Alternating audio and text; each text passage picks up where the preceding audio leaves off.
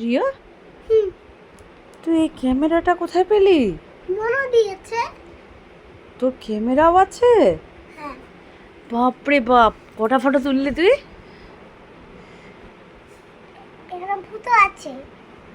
এটা দিয়ে কি করতে হয়? চার্জ দিতে হয়। চার্জ দিতে হয়? তারপর চলে, এখন না। ও এখন চলছে না? আচ্ছা, এটা চার্জ দিতে হবে। এরকম ভূত আছে এখানে। ও তাই তো। এই যে। আচ্ছা আচ্ছা, ওখানে চার্জ দিতে হয়। তা আমার ফটোটা আমার যখন চার্জ দিবি আমাকে দুটো ফটো তুলে দিবি তো? অন্যদেরকে ফটো দিব। ও আমাকে দেবে না কেন? দা। আমাকে দাও। অন্যদের ফটো তুলবি, মায়ের ফটো তুলবি না? চলবো। তুলবি? হ্যাঁ। ঠিক আছে। ক্যামেরাটা আমার খুব পছন্দ হয়েছে। আমি বাবা, নিকনের ক্যামেরা, ও মাই গড, ক্যামেরাটা আমার খুব পছন্দ হয়েছে। আজকে রাত্রেবেলায় ফটো তুলবো আমরা, হ্যাঁ? ঠিক আছে, তুই তুলে দিবি তো আমাকে? দেখো, রিও একটা ক্যামেরা পেয়েছে, এটা ওকে মনা দিয়েছে। এই ক্যামেরাটাও আর হাতছাড়া করছে না, সেই যখন থেকে দিয়েছে সেই তখন থেকে ওর হাতেই রয়েছে এটা। এটা বাবা আসলে চার্জ দেবে, চার্জ দিয়ে কি হয়েছে?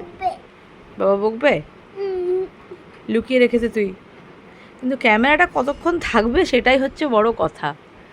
এই ক্যামেরাটা দিয়ে যে ফটো তোলা যাবে কি না সেটাও একটা বড় একদম কোয়েশ্চেন মার্ক। ভেঙে দেখো দেখো, বলছে এটা ভেঙে ফেলবো। এটা ভাঙে না?